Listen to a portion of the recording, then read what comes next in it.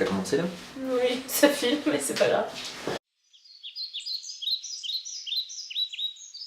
Bonjour à tous et bienvenue sur ma chaîne de Tribulation littéraire. Aujourd'hui mes petits loups, j'ai le plaisir de revenir pour l'un de mes rendez-vous préférés que j'ai créé il y a un moment maintenant, je crois quasiment un an. Il s'agit des points saga. En fait les points saga, ça me permet de vous présenter une de mes sagas chouchou dans son entièreté.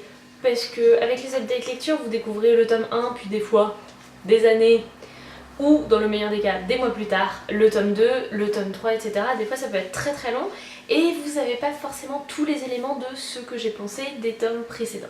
Donc du coup, ces petits points saga, c'est pour vous présenter des sagas qu'il faut absolument que vous découvriez et je vais vous dire tout ce qu'il faut savoir sur les différents tomes. Et aujourd'hui, il n'y a pas de secret puisque tout est dans le titre, je vous présente les Sœurs Carmine d'Ariel Holtz, publiées chez Nemos dans la collection Naos. Je me plante tout le temps là-dessus, mais je l'ai bien dit. Les Sœurs Carmine, ça raconte quoi? C'est l'histoire de trois sœurs qui vivent à Grisaille et dont la maman a disparu. La plus âgée est quand même assez, comment dire, enfin elle est responsable, hein, c'est pas des enfants. On n'a pas vraiment les âges, je crois, des personnages, mais je dirais que la première a dans les 20 ans, la seconde 16-17 et la petite dernière doit avoir 8 ans, un truc comme ça, peut-être 10. Bref, ça vous donne un ordre d'idée. Elles se retrouvent donc toutes les trois toutes seules dans la ville de Grisaille, qui est un petit peu une ville où il ne fait pas bon vivre, voyez-vous. Par contre, au niveau de la mort, vous avez le choix. Torture, décapitation, mort par poison, poignardé dans une rue, très glauque, en général, on vous trouve une mort aux petits oignons. Donc, du coup, dans cet univers, elles vont devoir se débrouiller et chacune des trois sœurs va avoir sa propre vision des choses et sa propre manière de se dépêtrer dans cet univers. Dans le premier tome, on va découvrir Mériver qui est une monte en l'air. Les montes en l'air, ce sont des voleurs qui passent notamment par les toits, d'où le nom. Vous voyez, il y a un petit rapport quand même. Dans le second tome, on découvre Tristabelle, la plus grande et la plus géniale, presque, parce que j'aime aussi beaucoup Dolorine, mais une des plus géniales des trois sœurs, qui elle est plutôt du style à fricoter avec l'aristocratie, hein, parce que voyez-vous, elle n'est pas du bas monde.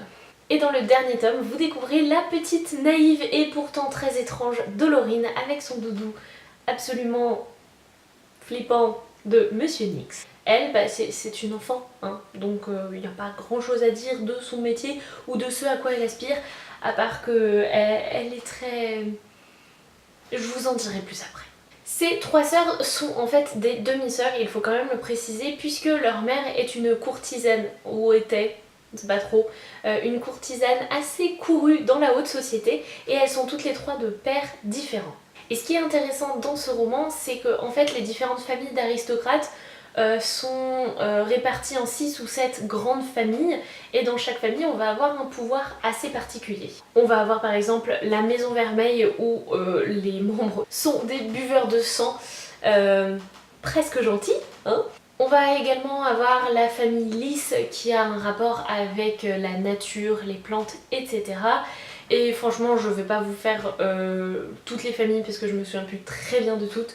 Mais voilà, on va avoir différentes familles et ça peut potentiellement avoir un lien avec ces trois sœurs. Je vais reposer les livres parce que en fait ils pèsent lourd. Dans le premier tome, donc comme je vous le disais, on va découvrir Mériver et j'ai trouvé que ce premier tome était une excellente entrée en la matière puisqu'on est dans un univers qui est quand même assez particulier. La plume est tout aussi particulière et va énormément renforcer cette impression de glauque, cette impression un petit peu de dangerosité tout en mêlant énormément d'humour. Et en fait Mériver ça va être la sœur à laquelle vous allez pouvoir éventuellement vous identifier le plus parce qu'elle est un petit peu normale dans cette société qui est quand même assez compliquée. Finalement elle a vraiment de vraies valeurs, elle est contre le meurtre, sa famille est très importante pour elle, elle a des amis, elle va même potentiellement pouvoir tomber amoureuse, ce genre de choses. Donc du coup c'était pour moi une très très bonne porte d'entrée à cet univers qui est assez complexe et il fallait un tome un peu simple entre guillemets, enfin avec un personnage principal qui nous ressemblait un petit peu pour pouvoir vraiment mieux s'immerger dans tout l'univers de Grisaille. Après avoir lu la suite, par contre, je confirme mon instinct qui est que ce n'est pas du tout mon tome favori. Mériver, je l'ai beaucoup aimé, honnêtement. J'ai adoré ma lecture de ce tome, il n'y a pas de souci. Mais du coup, quand j'ai découvert les deux autres, je me suis dit ah, elle est un peu en dessous. Enfin, finalement, elle a moins de charisme que ses deux autres sœurs. Mais elle reste quand même excellente et l'aventure qui se passe dans ce tome est absolument passionnante et... Non, je dirais pas que c'est la plus passionnante, ce serait trop compliqué de dire ça. Mais en fait, on va découvrir donc chacune des sœurs et comment elles se dépatouillent dans la vie, mais à chaque fois, on va avoir une aventure différente. Et ça, j'ai trouvé ça super bien fait parce que des fois dans certaines sagas on nous présente des personnages avec une seule et même intrigue qui évolue et des fois il va y avoir des tomes où bah l'équilibre se fait pas trop en fait. Alors que ici on va avoir une véritable aventure par tome et c'est absolument passionnant, on dévore les pages tant pour le caractère des personnages que pour découvrir le format de l'histoire. Dans le tome 2 on va découvrir Tristabel et alors là, franchement, les amis, c'est... Ouh, cadeau. Et alors là, les amis, autant vous dire que c'est l'une de mes sœurs favorites. Elle a un caractère, mais de merde. Mais c'est génial, c'est jouissif. Elle a une description, mais d'un tranchant envers n'importe qui. Vous avez le bout du nez de travers, je peux vous jurer qu'elle va vous le faire sentir, c'est sûr. Elle est tranchante, honnêtement, tout le temps. Dans toutes ses réflexions, elle casse les gens, elle trouve toujours un élément qui est mauvais chez vous. Et c'est hyper drôle en fait, parce que vous lisez des répliques. Mais qu'est-ce que vous rigolez? Vous mettez le ton quand vous lisez dans votre tête et vous imaginez son ton hyper cinglant, que ce soit quand elle se parle à elle-même ou quand elle parle aux autres. Sa personnalité fait quand même le plus gros de ce roman, même si l'aventure est excellente et que j'ai trouvé la fin particulièrement réussie. Honnêtement, l'auteur a réussi à nous montrer une héroïne complètement antipathique, à nous la rendre sympathique et à nous faire rire tout au long du roman. Et honnêtement, la fin m'a transpercé le cœur. Je n'ai pas d'autre mot. Donc voilà, ce deuxième tome a également été un coup de cœur, mais encore au-delà du premier, et j'avais très hâte de connaître la suite.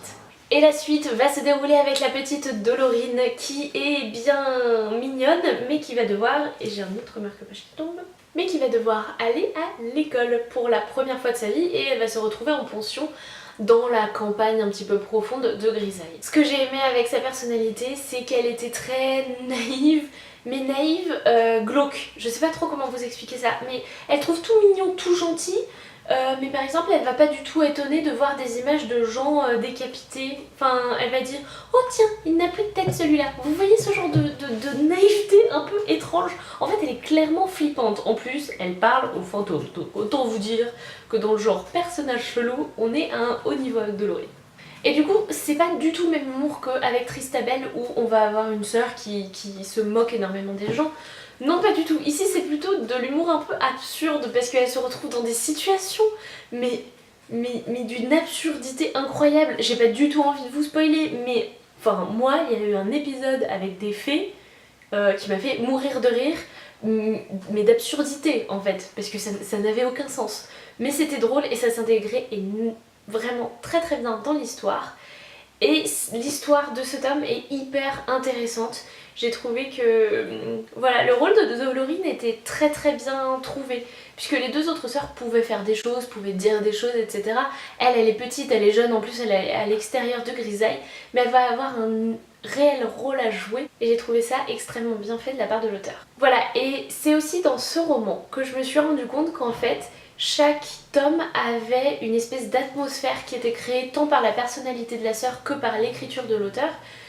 Une atmosphère très différente les uns des autres. Dans le premier, on va être beaucoup dans l'aventure, dans le dangereux, dans... Comment dire, enfin, c'est dans l'aventure, c'est plein d'adrénaline en fait. On va suivre Mériver sur les toits, elle va découvrir des choses, des secrets, elle est en danger de mort. C'est vraiment hyper prenant et on est vraiment dans son caractère de le bien contre le mal, d'aventure. Et voilà, j'ai trouvé que c'était très dans son caractère. Dans le second tome, avec Tristabel, voilà, on est dans la haute, mais c'est cinglant et tout est autour de ça. Et dans le dernier, on va beaucoup jouer autour de la naïveté de la petite Dolorine, de tout ce qu'elle va apprendre. Et voilà, chaque tome, mais franchement je m'en suis rendu compte que dans le dernier, et c'est dingue, mais était imprégné de la personnalité de la sœur qu'il représentait et j'ai trouvé ça très bien fait. Et surtout on le sent dans l'écriture. Chaque sœur a sa voix en fait, sa voix qui lui est propre et c'était vraiment super bien écrit en fait. Et là j'ai le soleil dans la face, là, ça doit être magnifique à l'image. Voilà mes petits loups, c'est en gros ce que j'ai pensé des différents tomes. Honnêtement ça a été une aventure que j'ai trouvée géniale. J'ai aimé les suivre et j'ai dévoré ces tomes. Ça m'a fait un bien fou.